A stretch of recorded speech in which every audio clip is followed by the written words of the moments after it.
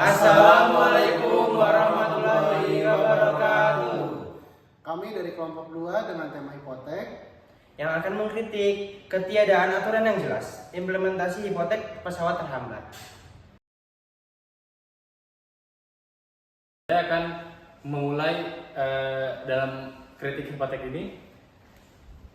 Sistem hipotek di Indonesia saat ini menghadapi kendala serius karena belum adanya aturan yang jelas dan khusus mengatur pembebanan hipotek atas pesawat udara. Meskipun Undang-Undang Penerbangan Nomor 1 Tahun 2009 menyebutkan pesawat sebagai objek yang dapat dijadikan jaminan, belum ada peraturan pelaksana yang mengatur secara rinci tata cara pengikatan, pendaftaran, dan eksekusi hipotek pesawat.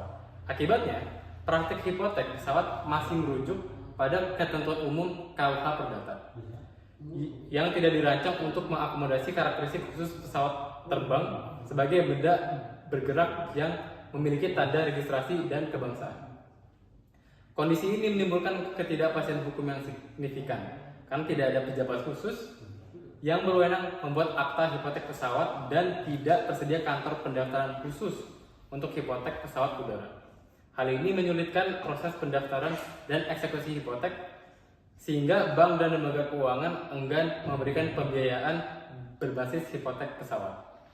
Di sini saya ingin menyampaikan kritik atau melanjutkan kritik yang sudah disampaikan teman saya sebelumnya. Sistem hipotek di Indonesia masih terfragmentasi antara pengaturan untuk tanah dan bangunan yang diatur oleh Undang-Undang Hak Tanggungan dengan benda bergerak seperti pesawat yang masih menggunakan KUH Perdata yang sudah ketinggalan zaman. Ketidakharmonisan regulasi ini menyebabkan proses pengikatan dan eksekusi hipotek menjadi tidak efisien dan kurang responsif terhadap kebutuhan bisnis modern. Proses pendaftaran yang wajib melalui akta notaris dan eksekusi yang harus melalui pengadilan seringkali memakan waktu lama dan biaya yang tinggi. Larangan penggunaan klausul pemindahan kepemilikan otomatis atau biasa disebut Pactum Commissorium juga membatasi fleksibilitas kreditur dalam memperoleh pelunasan utang, sehingga menimbulkan risiko yang lebih besar bagi pemberi pinjaman. Kondisi ini membuat hipotek kurang kompetitif dibandingkan dengan instrumen jaminan lain seperti fidusia yang lebih fleksibel dan sudah mengadopsi sistem pendaftaran elektronik.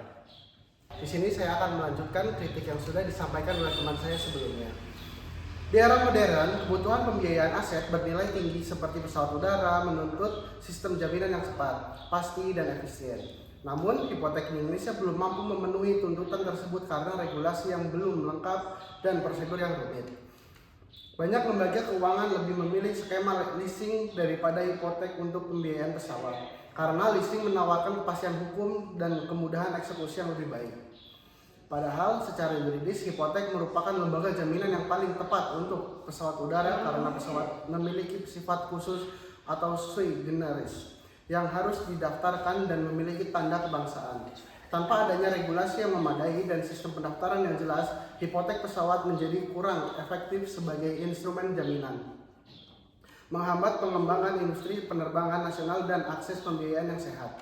Di sini saya akan melanjutkan presentasi dari Saudara Nova Wareisya. Oleh karena itu, reformasi menurut terhadap sistem hipotek di Indonesia sangat diperlukan. Harmonisasi regulasi jaminan kebendaan agar semua objek jaminan, termasuk pesawat udara, diatur dalam satu payung hukum yang jelas menjadi langkah awal yang krusial. Selanjutnya, digitalisasi proses pendaftaran dan eksekusi hipotek harus diimplementasikan untuk mempercepat dan mempermudah akses pembiayaan. Terakhir, membutuhkan lembaga pendaftaran khusus untuk hipotek pesawat udara akan memberikan kepastian hukum dan perlindungan bagi para kreditur dan debitur. Dengan pembaruan ini, hipotek dapat kembali menjadi instrumen jaminan yang relevan dan efektif dalam mendukung pertumbuhan ekonomi dan industri penerbangan Indonesia di era modern. Selanjutnya akan dipresentasikan oleh teman saya selanjutnya. Terima kasih. Saya di sini akan melanjutkan kritik dari apa yang sudah dipresentasikan oleh teman-teman saya. Transformasi teknologi digital telah merevolusi industri keuangan global, termasuk di Indonesia. Namun, sistem hipotek yang masih berbasis prosedur manual dan regulasi lama menghadapi tantangan besar dalam menyesuaikan diri dengan era digital ini. Proses pendaftaran hipotek yang mengandalkan akta notaris dan pengurusan secara konvensional menjadi lambat dan rentan terhadap inefisiensi, terutama ketika permintaan pembiayaan melonjak. Ketergantungan pada metode tradisional ini tidak hanya memperlambat proses, tetapi juga meningkatkan biaya dan risiko kesalahan administrasi.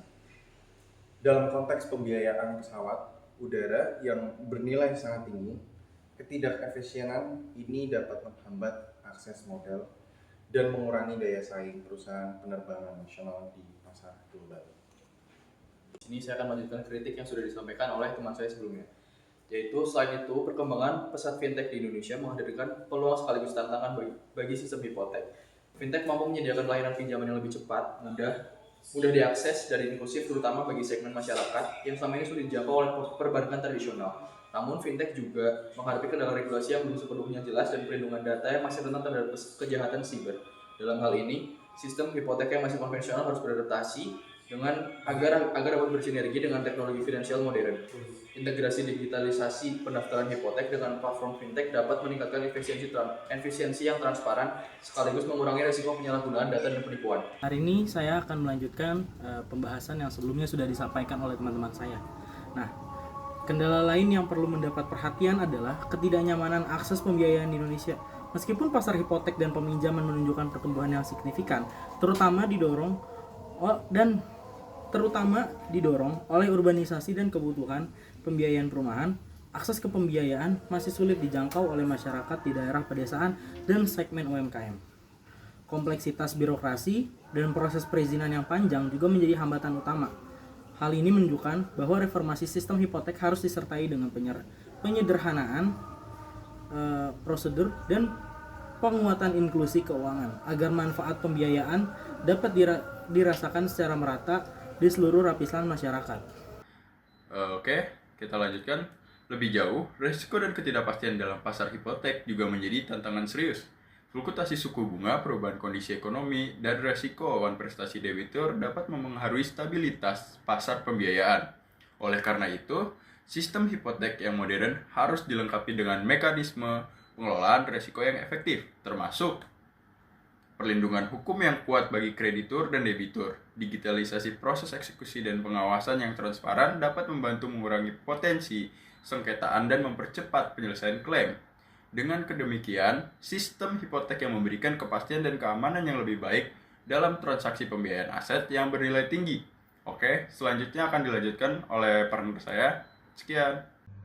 Nah, di sini saya akan melanjutkan penjelasan yang sebelumnya dan ini mungkin penjelasan terakhir tentang perlindungan data pribadi dan keamanan siber menjadi isu krusial di era digital.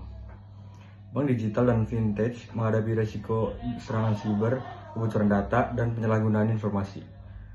Nasabah yang dapat merusak kepercayaan publik. Sistem hipotek yang ingin bertransformasi secara digital harus mengintegrasikan standar keamanan teknologi informasi yang tinggi dan mematuhi regulasi perlindungan data pribadi.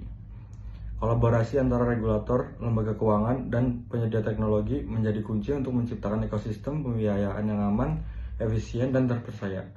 Dengan demikian, sistem hipotek di Indonesia dapat kembali relevan dan efektif dalam mendukung pembiayaan aset bernilai tinggi di era ekonomi modern.